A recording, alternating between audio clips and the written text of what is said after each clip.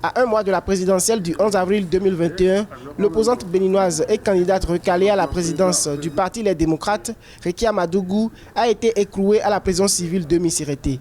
Un mandat de dépôt a été remis à Rekia Madougou après son passage devant le juge des libertés et de la détention de la Criette vendredi 5 mars 2021.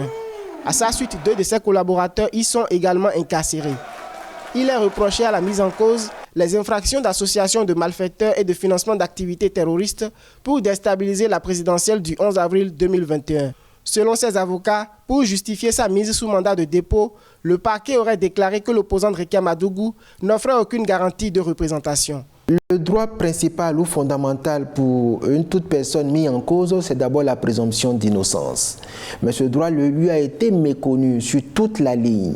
Sinon, rien ne justifiait déjà sa garde à vue. Elle est là pour une activité politique. Elle est aujourd'hui fonctionnaire internationale, elle a été garde des Sceaux, donc elle offrait toutes les garanties de représentation pour être à la disposition de la justice. À partir du moment où ce droit, qui est le principe, lui a été méconnu.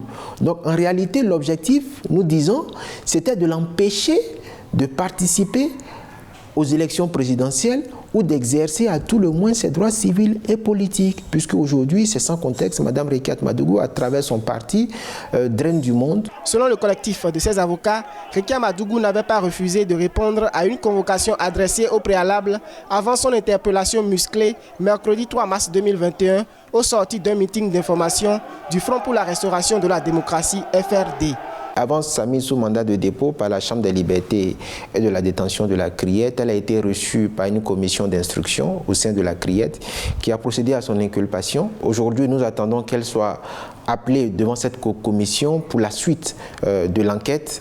Elle devra être écoutée par ses juges instructeurs.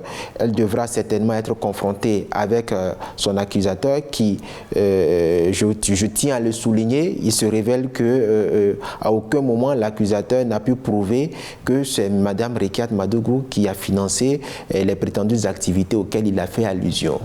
A noter que la Criette a condamné plusieurs opposants au régime du président Patrice Talon. Leurs avocats ont dénoncé des conditions spéciales de violation des droits humains et saisi des juridictions internationales.